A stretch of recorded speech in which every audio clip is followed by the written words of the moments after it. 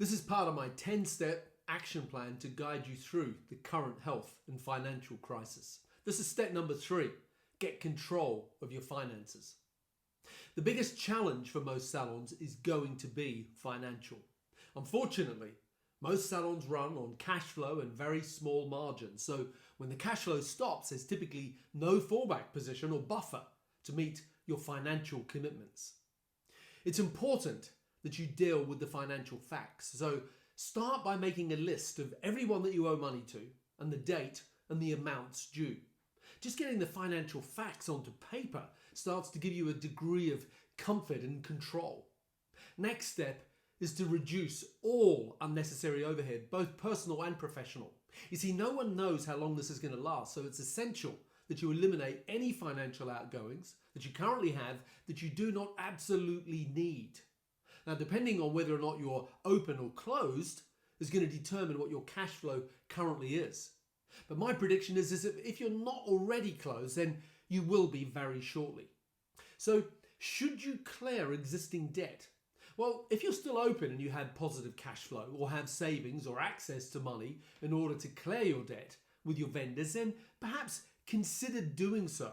That leaves the burden on them and nurture a good relationship for when you do reopen. But only do that if you're able to do so without putting yourself in a worse situation. You see, we're all in this together. Everyone you presently owe money to is obviously aware of the current financial situation. And likewise, they will in turn have vendors, suppliers and staff that they also have financial obligations with. The number one thing is always communication. Keep in touch with those that you owe money to. Be seen to be someone who's proactive about moving forward. I always think it's a good idea to put yourself in their shoes. Fortunately, most salons don't have clients on account. Most salons have steady cash flow and they don't have people on a 30, 60 and 90-day account.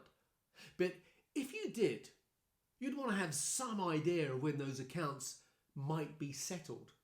Remember, your suppliers are people that you'll want to continue working with when this is over.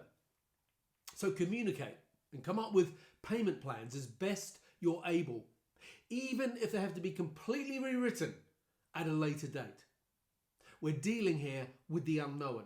Obviously, if you're already closed, the problem is that you don't know when you'll be reopening and when you will have cash flow back to normal levels.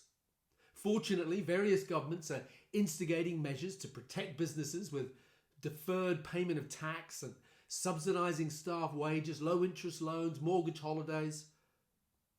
Once you've got all the financial facts listed as to who you owe money to, then write down a payment plan. But do not put yourself in a more precarious financial situation than you currently are. I suggest that if it's going to leave you without a buffer zone, that you do not use all your savings to clear debt that you don't have to. You do need to prioritise who you pay. You'll need to meet all your financial obligations at some point.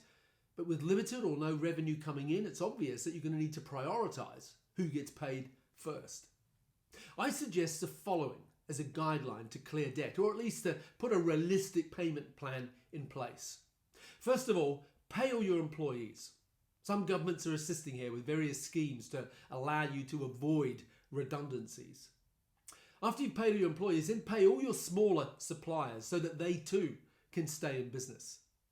Pay all your rent, your mortgages, insurances, utilities, unless there's a government-backed scheme to protect you. And then finally, pay all the remaining suppliers. Keep a log of conversations and negotiations with people that you owe money to. Make sure you make a record of the time of day, the call, the name of the person you spoke to, and what was agreed, and any commitments that you have made, along with, follow-up dates and that sort of thing. Help yourself and each other. I think that's important. See, different countries and different states are changing hour by hour how they're responding to this, because governments everywhere can't afford to see perfectly good businesses collapse through no fault of their own.